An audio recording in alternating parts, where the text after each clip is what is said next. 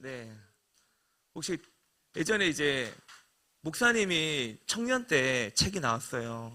무슨 책이냐면은 토미 텐이라는 아주 유명한 작가가 다윗의 장막에 대해서 이제 책을 썼습니다. 그래서 이제 한국 교회 되게 많이 유명해졌어요. 그 책을 번역하신 분이 1516 교회 이상준 목사님이시거든요. 이제 그런 분이 계세요. 근데 되게 지금 1516 교회라고 해서 윗지방에서는 되게 유명한 교회가 됐어요. 알려졌는데 그 책이 이제 토미 텐이라는 작가가 썼는데 토미 텐이가 처음부터 끝까지 뭐 이야기하냐면 다윗의 장막에 대해서만 이야기합니다. 그래서 그 책이 한국 교회에 굉장히 붐이 일어나서 되게 유명한 목사님들이 추천사를 되게 많이 썼어요. 그래서 이제 잘 모르죠. 잘 몰라서. 네. 그래서 저는 이제 그 작가가 이제 한국에 와가지고 직접 이제 만난 적도 있어요. 만나서 이제 사진도 찍고 사인도 받고 그랬던 적이 있었어요. 저한테는 굉장히 큰 이제 문화 충격이었거든요. 예, 굉장히 큰 충격이었고 그 이제 책의 작가를 외국 작가를 직접 만나본 건 제가 그때 처음인데 아무튼 그렇게 만나서 저도 이제 그 다윗의 장막에 대해서 청년 때부터 이제 이 마음을 가지고 있었어요. 하트를 가지고 있다가 이제 지금 이제 교회를 개척하면서 이제 다윗의 장막을 프로세스한 기도의 집을 지금 여기서 세우고 있는데 자, 여러분 한번 따라해 볼까요? 우리 안에 잠들어 있는 예배자의 영성을 깨우자. 우리 안에 이제 잠들어 있는 예배자의 영성이 있습니다. 여러분, 하나님이요, 우리를 창조할 때 성경에서 우리를 왜 창조했는지를 이렇게 이야기했어요. 이사야 43장 21절에 보면 이렇게 말씀하셨어요. 같이 한번 읽어봅시다. 시작.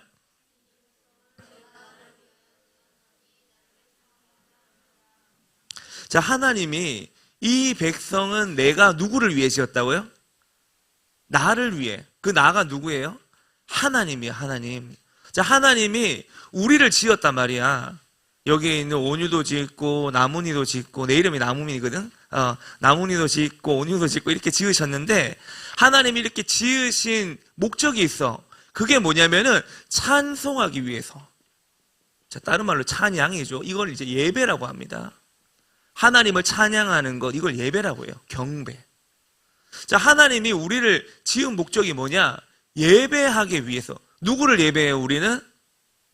우리는 누구를 예배해야 돼요? 하나님을 예배해야 돼, 하나님을. 자, 그래서, 자, 오늘은 예배가 뭔지, 또 우리가 왜 예배를 드려야 되는지, 또 우리 삶의 진짜 중심이 무엇이 되어야 되는지에 대해서 같이 한번 살펴보려고 합니다. 자, 오늘 몇몇 사람에게는 오늘 이 메시지가 좀 어려울 수 있어요. 또 어떤 사람에게는 이 메시지가 예배가 그런 거구나. 이런 이제 깨달음이 올 수 있어요. 패러다임의 전환이 일어날 수 있습니다.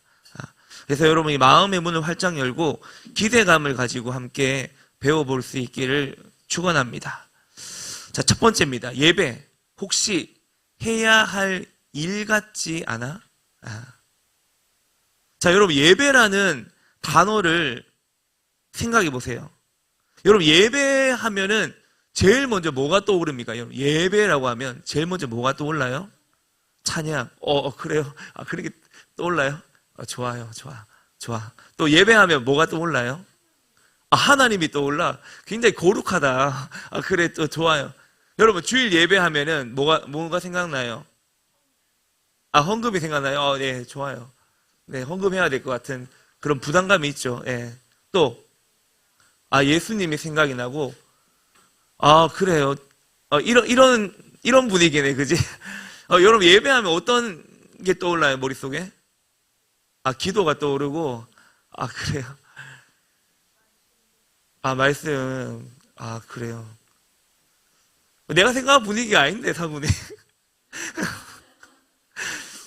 자, 여러분, 예배하면 혹시, 자, 여기 이제 말씀 설교했는데, 설교에 대한 어떤 기대감이 있어요? 말씀에 대한. 지루할 것 같다. 이거 30분 언제 지나가지? 뭐 이런 생각? 인가요? 네. 아니면, 똑같은 찬양만 지난주 했던 것도 이번 주 또 하는 거 아니야? 약간 이런 불안한 마음들?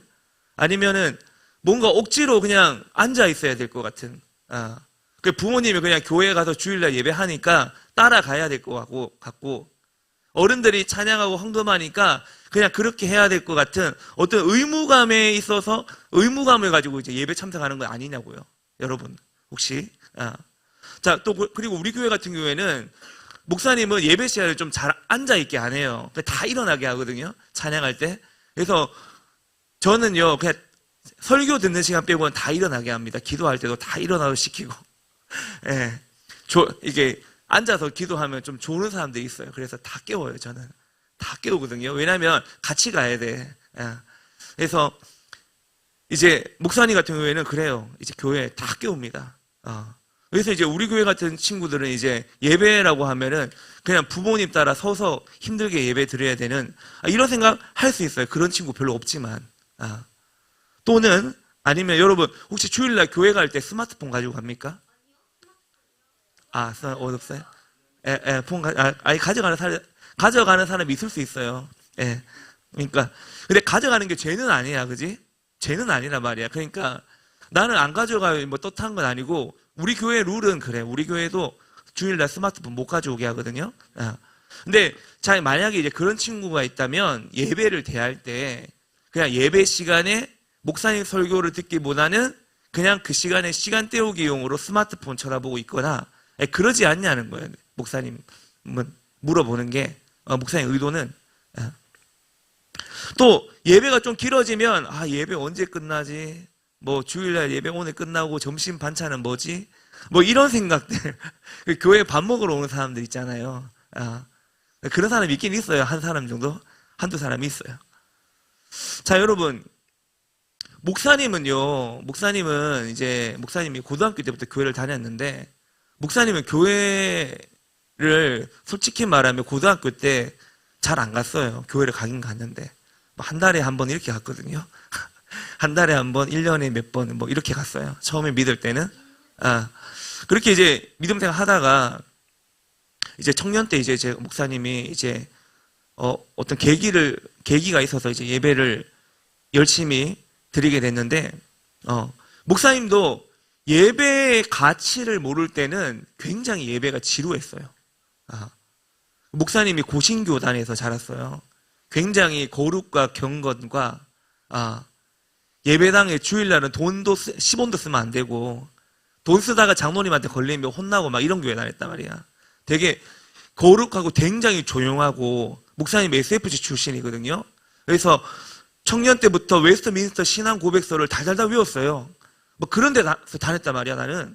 굉장히 그런 데 다닐 때는 목사님이 예배에 대한 가치를 몰랐어요. 그래서 교회 다니는 게 너무 힘들었어. 그래서 나 교회 잘 안 갔다니까.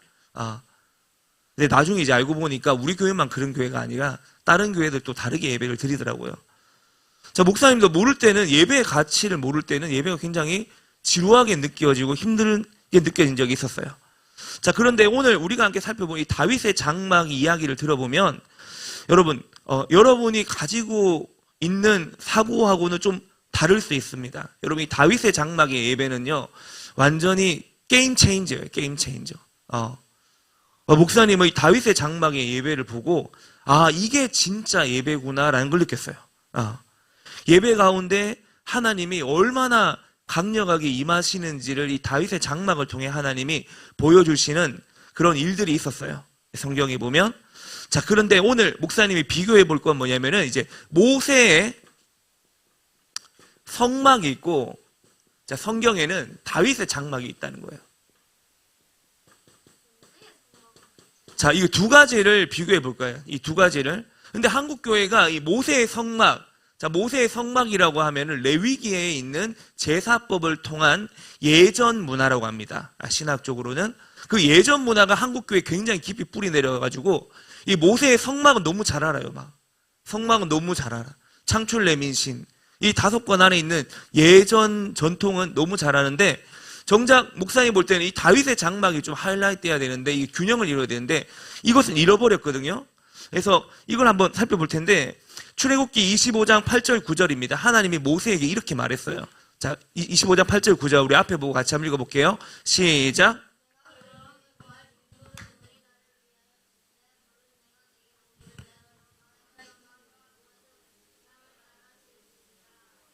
자, 여러분, 식양이 뭔지 알아요? 식양? 식양. 자, 한번 넘겨주세요. 예, 좋아요. 자, 이 조금 전에 식양이라고 번역한 거는 예전 번역이에요. 예전에 목사님이 고등학교 다닐 때 개역 한글 버전을 봤거든요. 그 개역 한글이고, 지금 이거는 우리가 지금 읽고 있는 개역 개정, 여러분 다 쓰죠? 개역 개정판입니다. 자, 개역 개정에 보면 이 식양이라는 단어는 뭐냐면, 내가 내게 보이는 모양대로, 하나님이 보여주는 대로 장막과 기구들을 지으라고 말씀합니다. 자, 뭐냐면 모세의 성막은 하나님께서 정해주신 설계도와 규칙에 따라 정확하게 지어진 곳이에요.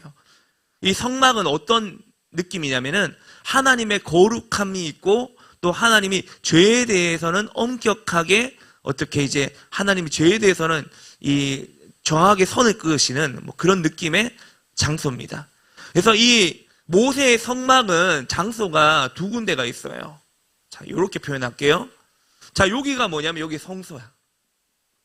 그리고 여기는 지성소야. 네.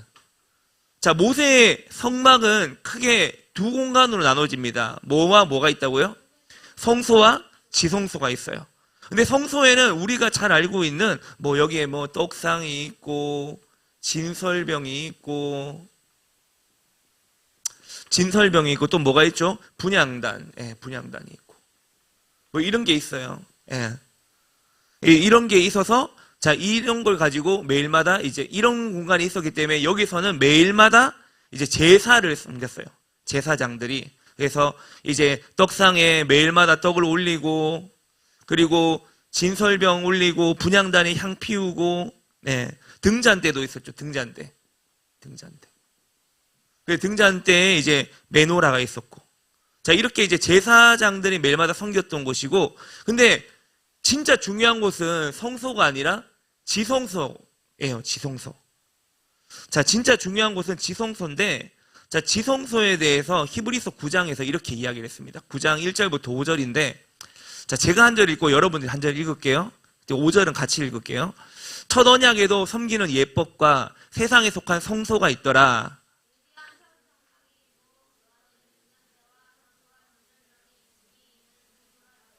또 둘째 휘장 뒤에 있는 장막을 지성소라 일컫나니,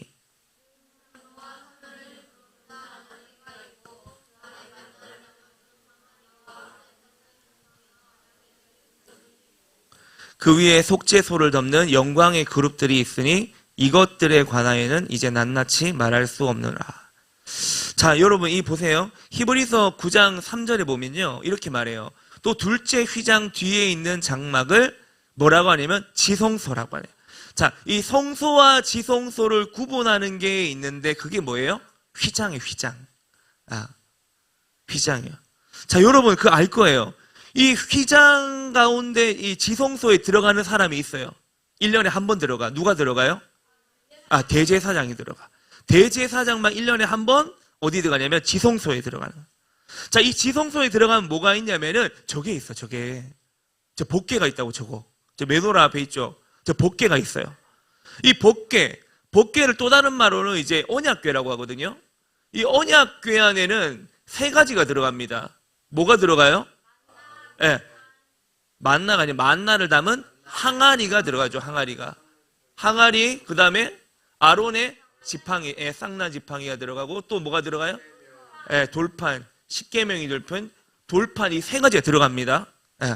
자, 이거는 각각 다 의미가 있어요. 돌판은 뭘 의미하냐면 말씀, 지팡이는 인도, 하나님의 인도, 택하심, 그런 게 있고, 항아리는 뭐예요? 항아리는 공급하심. 그러니까 하나님이 이제 만나를 공급해 주셨다는 것을, 이것을 이제 상징하는 거예요.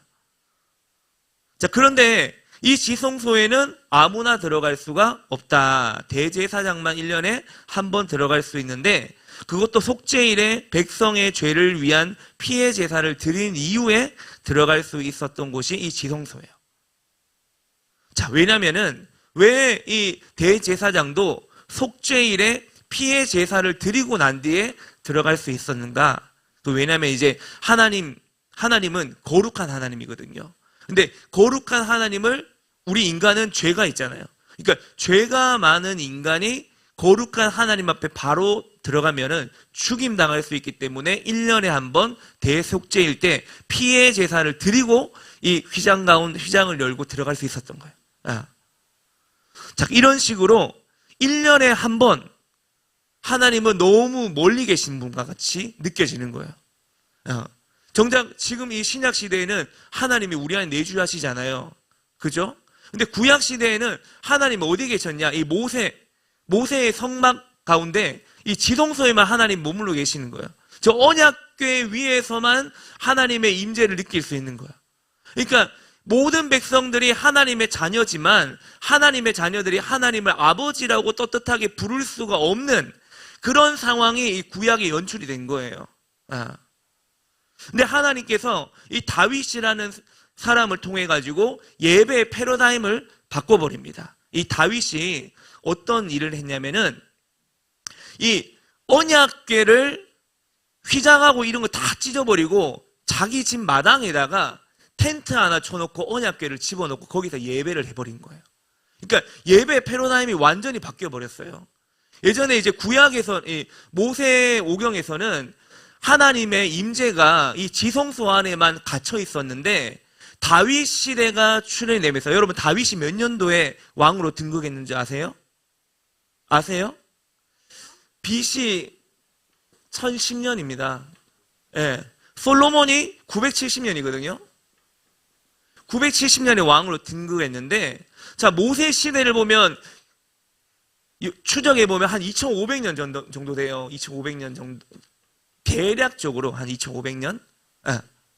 그러니까 이 수많은 시간을 지나서 다윗이 왕으로 등극하고 난 뒤부터 제사법이 바뀌어버린 겁니다. 쉽게 말하면 하나님을 예배하는 예배의 방식이 바뀌어버린 거예요. 자, 이 다윗이 하나님의 법궤가 그 당시에 기럇 여아림이라는 지역에 있었어요. 그 좀 사정이 있었어요, 그때. 예. 이 법궤가 그 전에 아시죠? 뭐 전쟁이 일어나고 블레셋하고 전쟁하다가 사무엘 상에 보면은 전쟁하다 법궤를 빼앗겨버리는 그런 장면이 나옵니다. 사무엘 하에 보면. 여러분 알아요? 알죠? 예. 그 블레셋하고 싸울 때 법궤 들고 나가서 싸우면 이길 줄 아는데 뺏겨버리잖아요. 그래서 그 뺏겨버려서 이 법궤가 어디에 보관되냐면 20년 동안 기럇 여아림이라는 지역에 보관이 됩니다. 그쪽에. 거기다 보관이 되다가 다윗이 법궤를 가지고 오는 작업을 합니다. 법궤를 가지고 오는 작업을 해요. 자, 그 작업을 한번 보겠습니다. 사무엘하 6장입니다. 6장 1절부터. 이거 좀 긴데 여러분 지금 있잖아요. 여러분 깨어 있어야 돼요. 알겠죠? 깨어서 이거 한번 읽어봅시다. 우리 같이 한번 처음부터 읽어볼까? 시작. 다윗이 이스라엘에서 뽑은 무리 3만 명을 다시 모으고 다윗이 일어나 자기와 함께 있는 모든 사람과 더불어 바알레 유다로 가서 거기서 하나님의 궤를 메어 오려고 하니 그 궤는 그룹들 사이에 좌정하신 만군의 여호와의 이름으로 불리는 것이라. 그들이 하나님의 궤를 새 수레에 싣고 산에 있는 아비나답의 집에서 나오는데 아비나답의 아들 우사와 아요가 그 새 수레를 모니라. 그들이 산에 있는 아비나답의 집에서 하나님의 궤를 싣고 나올 때에 아요는 궤 앞에서 가고 다윗과 이스라엘 온 족속은 잣나무로 만든 여러 가지 악기와 수금과 비파와 소고와 양금과 재금으로 여호와 앞에서 연주하더라. 그들이 나곤의 타작마당에 이르러서는 소들이 뛰므로 우사가 손을 들어 하나님의 궤를 붙들었더니 여호와 하나님이 우사가 잘못함으로 말미암아 진노하사 그를 그곳에서 치시니 그가 거기 하나님의 궤 곁에서 죽으니라. 여호와께서 우사를 치심으로 다윗이 분하여 그곳을 베레스 우사라 부르니 그 이름이 오늘까지 이르니라. 다윗이 그날에 여호와를 두려워하여 이르되 여호와의 궤가 어찌 내게 오리요 하고 다윗이 여호와의 궤를 옮겨 다윗성 자기에게로 메어가기를 즐겨하지 아니하고 가드 사람 오베데돔의 집으로 메어간지라. 여호와의 궤가 가드 사람 오베데돔의 집에 석 달 있었는데 여호와께서 오베데돔과 그의 온 집에 복을 주시니라. 아멘. 자, 이게 목사님이 이게 설명할 수 있는 거는 되게 많은데 시간 관계상 좀 압축을 해보겠습니다. 자, 하나님이요, 하나님의 법궤를 옮기는 우사라는 사람을 하나님 어떻게 해버렸어요? 성경에 뭐라 하면 여기 오늘 사무엘하에는 치셨다고 적었어요. 그렇죠? 치시고 또 역대상 13장에서 뭐라고 번역했는 줄 알아요? 찢으셨다고 했어요. 찢으셨다. 그러니까 그냥 친 게 아니라 그냥 새 수레에 이 소가 끌고 가는 그 수레에 깔려 죽어서 몸이 찢어져 버린 거예요. 끔찍하죠. 끔찍하게 이제 죽었습니다. 근데 성경은 뭐라고 하면 사무엘하 6장 8절에서 여호와께서 우사를 치심으로. 자, 누가 쳤다고요? 야, 이거 이상하지 않아요? 아니, 하나님 사랑의 하나님인데 아니, 저 위대한 법궤를 옮기기 위해 수고한 사람을 하나님이 치셨대요. 여러분, 이게 이해가 돼요? 저는 이해가 잘 안 됐어요. 아니, 하나님을 위해서 일하는 사람인데 그 하나님의 법궤를 옮기는 중요한 역할을 맡은 사람인데, 그리고 이 중요한 역할을 누가 맡겼어요? 네? 우사가 법궤를 옮기는 역할을 누가 맡겼냐고. 우사에게 누가 맡겼어요? 다윗이 맡긴 거예요. 그러니까 이상하지 않아요? 아니, 다윗이 법궤를 옮기라고 지정해서 우사를 시켜서 법궤를 옮겼는데 여호와께서 쳐버렸어. 응? 우사가 한 건 뭐야? 나는 다윗의 이야기를 그냥 잘 따른 것밖에 없어. 근데 우사가 죽어버린 거야. 너무 이상하지 않냐고. 저는 너무 이상했어요. 너무 이상한 거예요. 아니, 이거 시킨 사람은 다윗일 텐데 다윗이 시켰는데 우사는 수종든 것밖에 없는데 시킨 대로 했는데 죽어버렸어요. 이게 왜 이런 일이 일어날까? 왜 이런 일이 일어날까? 자, 알고 보니까 성경이 이렇게 말씀해요. 하나님의 법궤를 움직일 때는요, 이동할 때는요, 따라합니다. 말씀의 원리대로. 말씀의 원리대로 해야 돼요. 근데 다윗은요, 뭘 했냐면은 소에다가 소를 데리고 새수레라고 하죠. 새수레. 새수레. 예. 그러니까 쌤뺑이에요, 쌤뺑. 수레인데 새거. 다윗이요, 소에다가 묶어가지고 이제 새수레를 연결해서 언약궤를 싣고 갔는데 다윗이 이걸 어디서 카피했냐면 성경에서 카피한 게 아니야. 성경에서 참고한 게 아니라 율법에서 참고한 게 아니라 이방 나라들이 그렇게 하는 걸 보고 그냥 따라서 한 거야. 이방 나라들도 자기의 신들을 대접을 하거나 이제 이렇게 퍼레이드 같은 거 할 때 수레에 싣고 옮기는 걸 봤거든요. 그러니까 그걸 보고 다윗이 카피해서 우리도 법궤를 그렇게 이동하면 되겠다라고 한 거예요. 근데 성경은 뭐라고 이야기하면 이렇게 말합니다. 성경은 자, 같이 한번 읽어봅시다. 시작.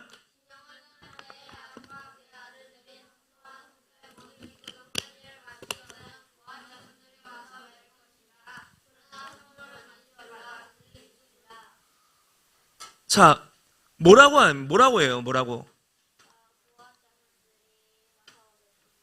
자, 고앗 자손인데 고앗 자손은요, 레위 지파의 후손입니다. 그러니까 하나님은요, 이 법궤를 옮길 때 어떻게 옮겨야 되는지 다 이야기를 했어요. 뭐라고 했냐면은 고앗 자손, 그러니까 레위의 후손들에게 맡겨라. 그리고 이걸 옮길 때는 수레에 실어서 옮기면 돼요? 소가 끌고 가도 돼요? 뭐라고 해요? 맬 거라고 하죠. 어깨에 메고 가는 거예요. 레위 지파의 제사장들이 어깨에 메고 움직여야 돼요. 법궤는 그렇게 옮기는 거란 말이에요. 근데 그렇게 옮기지 않았어요. 그리고 뭐라고 해요? 그러나 성물을 만지지 말라. 그들이 죽으리라.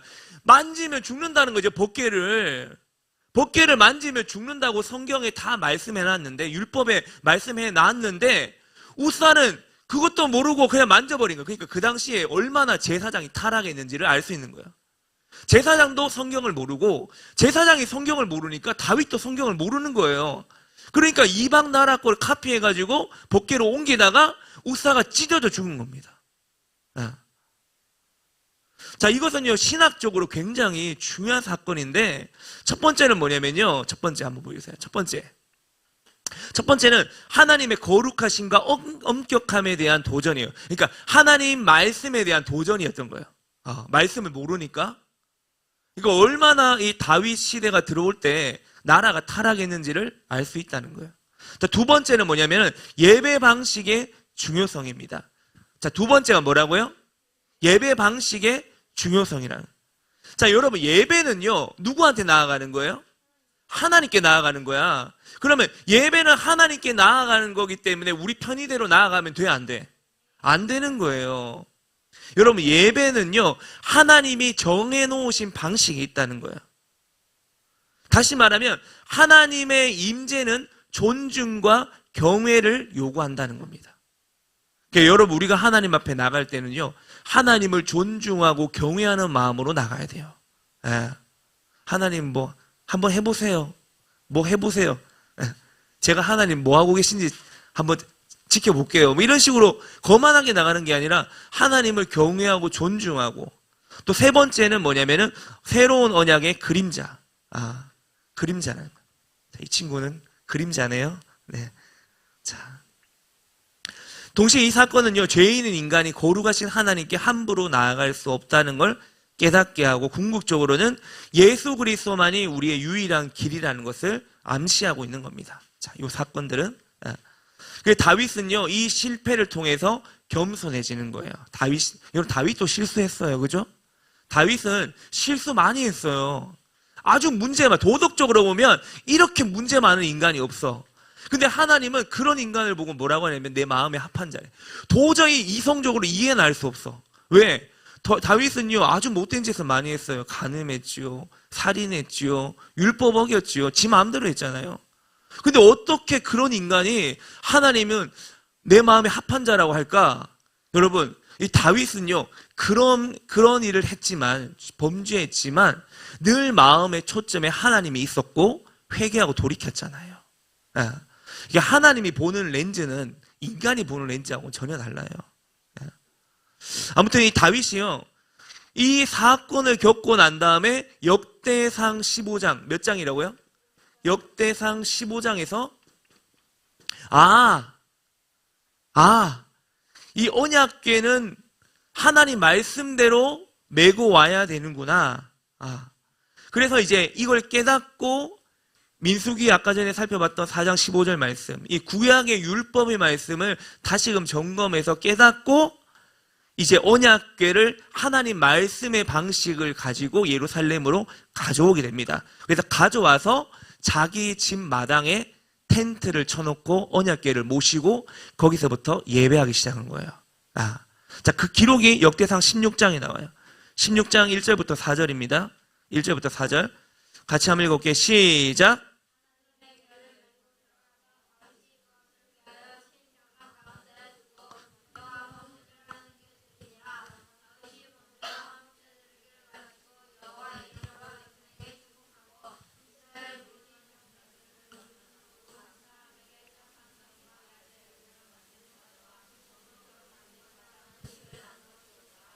또 레위 사람을 세워 여호와의 궤 앞에 섬기며 이스라엘 하나님 여호와를 칭송하고 감사하며 찬양하게 하였으니.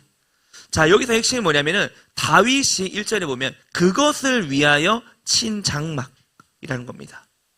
자, 다윗이 그것을 위하여 친 장막.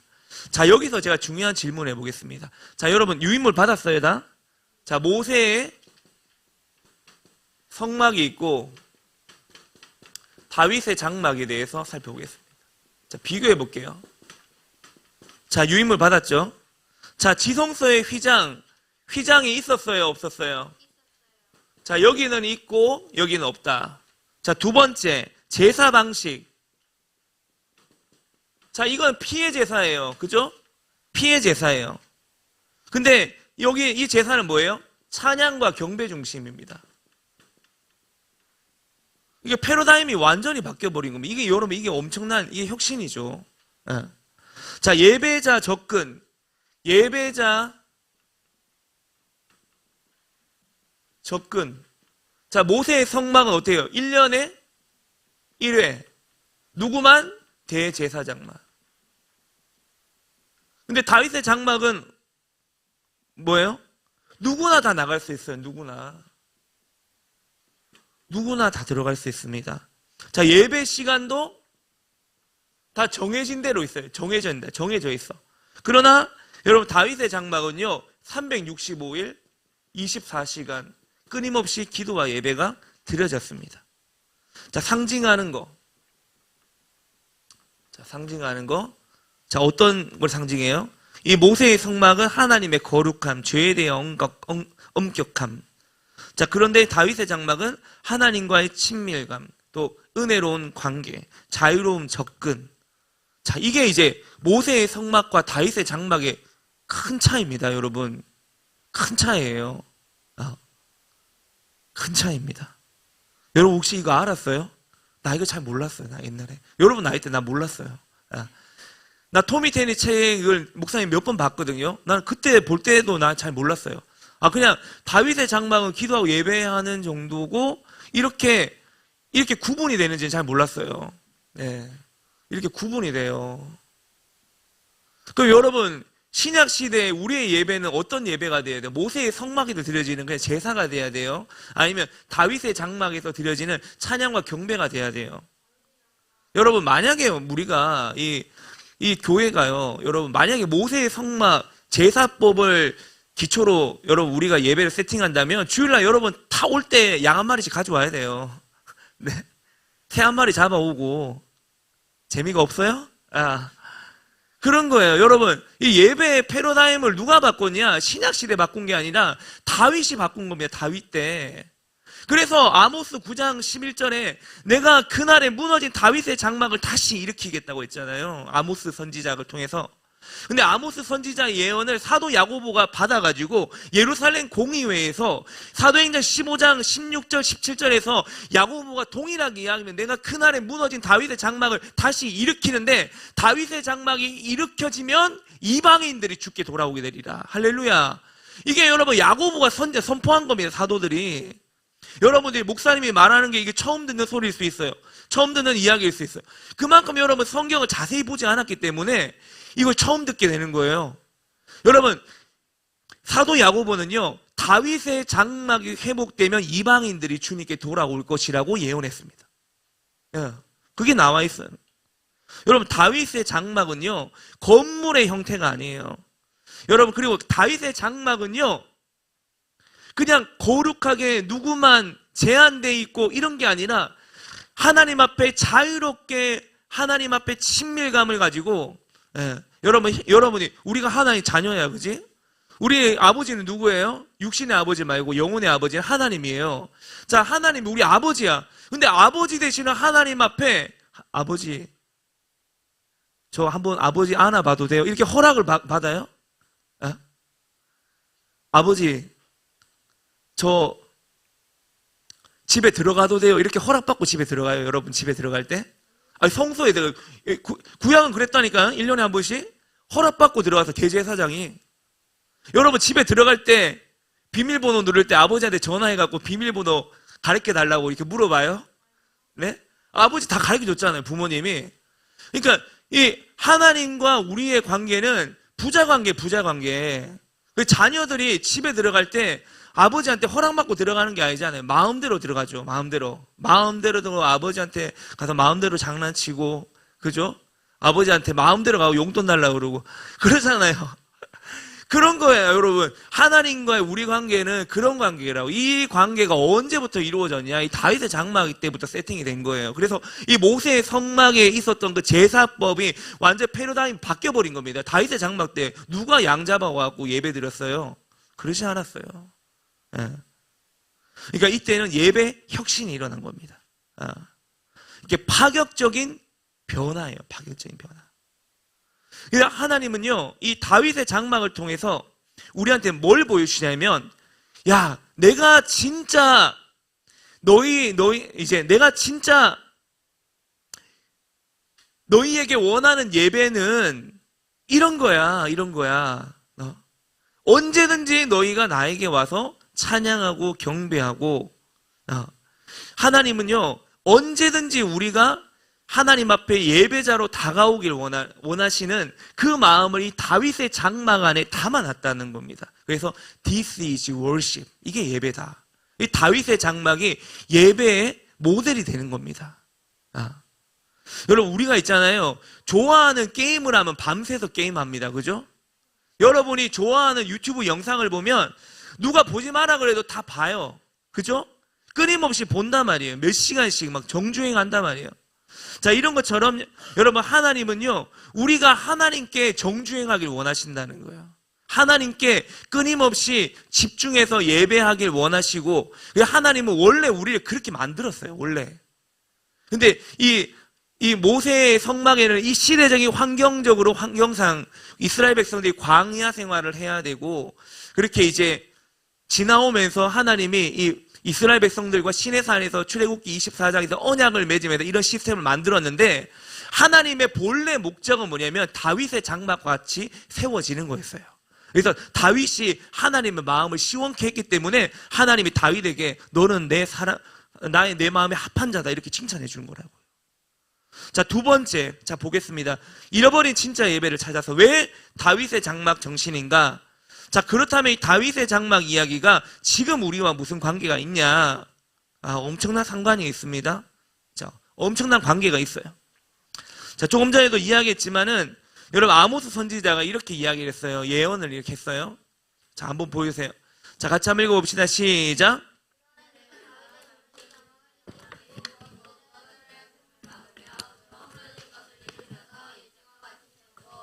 자, 여러분, 아모스가요, 예언을 했는데 뭐라고 예언했냐면, 내가 다윗의 무너진 장막을 다시 일으키겠다. 자, 여러분, 아모스에게 하나님은요, 뭐라고 하냐면은, 내가 모세의 무너진 성막을 일으킬 거야. 그렇게 말하지 않았다는 거예요. 마지막 때를 향해.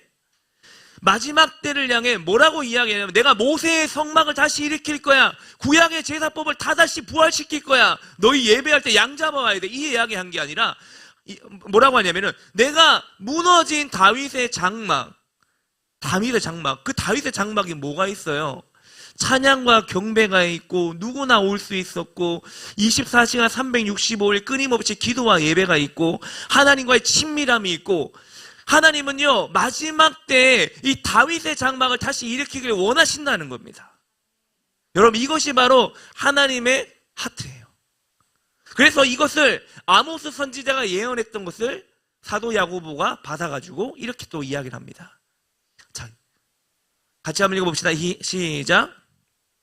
이후에 내가 돌아와서 다윗의 무너진 장막을 다시 지으며 또 그 허물어진 것을 다시 지어 일으키리니 이는 그 남은 사람들과 내 이름으로 일컬음을 받는 모든 이방인들로 주를 찾게 하려 함이라 하셨느니라. 자, 보세요. 여러분, 마지막 때 주님은요, 모세의 성막을 일으키겠다고 하지 않아요. 다윗의 장막을 일으키겠다고 하시면서 뭐라고 하냐면 이방인의 구원을 말합니다. 이방인의 구원. 믿지 않는 자들. 여러분, 우리는 유대인이에요? 이방인이에요? 우리 이방인이에요. 이 하나님께서요, 이 다윗의 장막이 회복되면서 이방인의 구원을 말씀하셨습니다. 아직도 이방인들 가운데는 우리 말고도 수많은 다른 다민족에 아직 예수님 믿지 않는 자들이 있습니다. 근데 그 나라에 복음이 들어갈 때 제일 먼저 뭘 일으키냐면 다윗의 장막을 일으키는 겁니다. 하나님은. 여러분, 우리나라에도 하나님이 다윗의 장막을 일으키면서 우리나라 백성들을 구원한 거예요. 기도하는 문화, 여러분, 우리 선조들의 기도 문화, 새벽에 무릎 꿇고 기도하는 문화, 밤새 철야하는 철야 기도의 문화, 기도와 예배의 문화, 여러분, 이 기도와 예배의 문화를 통해서 우리나라에 구원이 임하게 된 것입니다. 나라 민족 가운데 여러분, 지금 우리나라 복음화 20% 가까이 돼요. 이렇게 복음이 확장될 수 있었던 것은 하나님이 이 나라의 다윗의 장막을 일으키셨기 때문이에요. 할렐루야. 그리고 주님은 마지막 때에도 다윗의 장막을 일으켜서 이방인들을 구원하실 겁니다. 그래서 여러분, 이 다윗의 장막은요, 그냥 옛날 이야기가 아니라 지금 우리가 살아가는 이 시대 가운데 하나님이 부어주시는 스피릿입니다. 할렐루야. 그래서 우리 한 사람 한 사람의 이 다윗의 장막의 스피릿, 이것을 회복해야 돼요.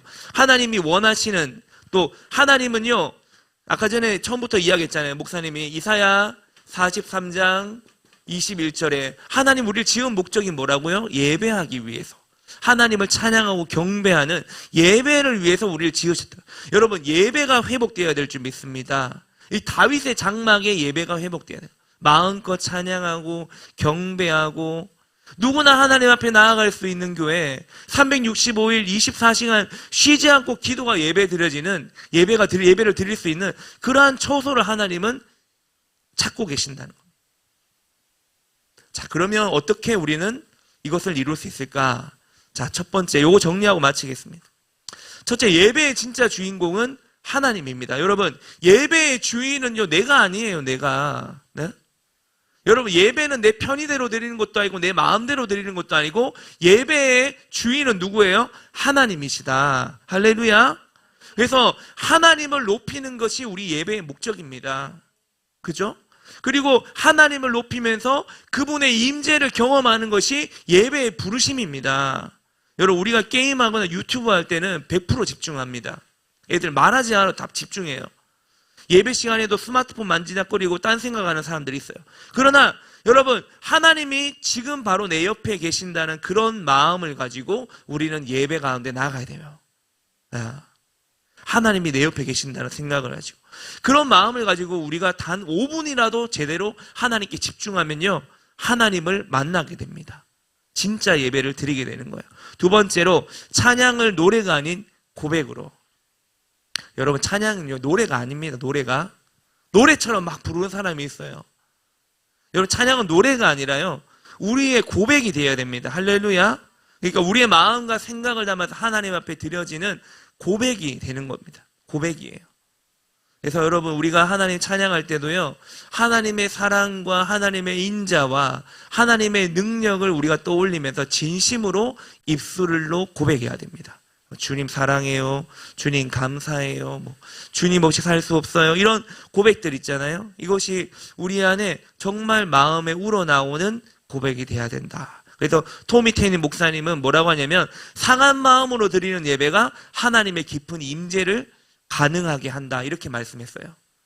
상한 심령. 그러니까 하나님이 원하시는 제사는 상한 심령이라고 그랬잖아요. 그러니까 우리 안에 상한 마음으로 드리는 그 예배만이 하나님의 깊은 임재를 경험하게 한다. 다시 말하면 우리가 하나님 앞에 나올 때 가식 없이 나와야 된다는 거예요. 가식 없이. 여러분, 여러분의 아버지를 만날 때 굉장히 예쁘게 꾸미고 막 이렇게 만나요? 그렇지 않잖아요. 화장하고 막 이렇게 하지 않잖아요. 그러니까 우리의 진심으로 가식 없이 하나님 앞에 나가야 된다. 자, 세 번째, 하나님과 친한 친구가 되자. 자, 여러분, 다윗의 장막의 포인트는 뭐냐면요, 아까 전에 제가 이제 그림 그릴 때 이 중간에 이렇게 그렸어요. 자, 다윗의 장막의 포인트는 뭐냐면요, 휘장이 없다는 거예요. 휘장이 없다는 거예요. 여러분, 예수님이 십자가에 죽으실 때, 예수님이 십자가에 돌아가시던 날에, 여러분, 그 날에 성전에 휘장이 찢어졌는 거 알고 있죠? 큰 휘장이 찢어졌잖아요.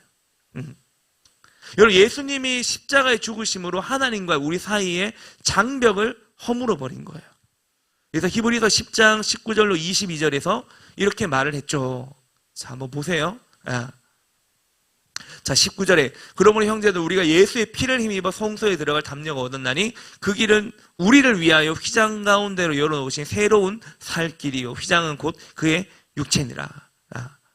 그러니까 예수님을 통해서 오늘날에 우리가 자유롭게 담대하게 나아갈 수 있게 되었다는 겁니다. 이 다윗의 장막이 하나의 샘플이 된 거예요. 다윗의 장막에 누구나 이렇게 경배하고 찬양할 수 있었는데, 이 모든 것을 예수님이 이 땅에 오셔서 십자가의 갈기를 찢어 돌아가시면서 휘장을 찢으심으로 하나님과의 우리 관계를 정리를 해버린 거예요. 완전히 정리를 해버린 거예요. 아버지와 자녀의 관계로. 그래서 우리는 하나님의 자녀인 겁니다. 믿습니까, 여러분? 자, 우리 하나님 자녀예요. 그죠? 자녀입니다. 그래서 여러분, 우리가 하나님이 우리 아버지라고 생각을 한다면, 우리가 믿는다면, 이제는 우리가, 목사님은 이제 고신에서 자라가지고 조금 그런 게 있었어요. 하나님 굉장히 거룩한 분이고, 죄 지으면 하나님 다 아시고, 내가 죄 지으면 하나님이 벌 주시고, 굉장히 그런 두려움이 있었어요. 왜냐면 교회 분위기가 좀 그랬거든요. 그래서 주일날 돈 쓰다가 걸리면 나 혼났다니까요, 주일날. 목사님은 주일날 교회에서 돈 쓰다가 혼났어요. 컵라면 사 먹다가 혼나고 막 이랬어요. 그런 분위기였는데, 그러니까 하나님을 굉장히 엄격하고 무섭고 이런 하나님으로 목사님은 어릴 때 생각을 했어요. 청년 때. 근데 이게 목사님이 이제 이 신학을 공부하고 성경을 보고 이해를 하게 되니까, 나를 사랑하신, 나를 진짜 끔찍하게 사랑하시는 분이 우리 부모님만 나를 사랑하시는 줄 알았는데, 근데 우리 부모님 나 그렇게 사랑하지 않았거든. 근데 하나님이 나를 그렇게 사랑하신다는 것을 목사님은 알게 됐어요. 그러니까 하나님과의 관계가 십자가의 정리가 되어버렸어요. 이게 다윗의 장막에 자유롭게 누구나 들어가서 예배할 수 있었던 이 어떤 패러다임이 예수님이 십자가에서 우리를 대신해서 못 박혀 돌아가실 때 휘장이 찢어지는 것처럼 몸이 찢어지면서 모든 것이 다 정리가 되어버렸다는 겁니다. 그래서 여러분, 우리는 하나님 앞에요 언제든지 자유롭게 나갈 수 있습니다. 아침에 눈 떠도 눈 감기 전에 씻기도 뿐만 아니라 언제든지 우리는 하나님과 대화할 수 있고 기도할 수 있다. 할렐루야. 여러분, 언제든지 여러분 마음을 열고요 하나님께 말씀드리세요. 하나님, 저 학교 갔다 왔어요. 이렇게 학교 마치고 집에 돌아가면, 하나님, 오늘 기도할 때 뭐 마음에 뭐 상한 게 있으면, 하나님, 오늘 학교에서 이런 일이 있었어요. 이렇게 편안하게 여러분 하나님께 기도해 보세요. 여러분, 친밀함은요 여기에서부터 시작되는 거예요. 편안하게 하나님께 다가갈 때.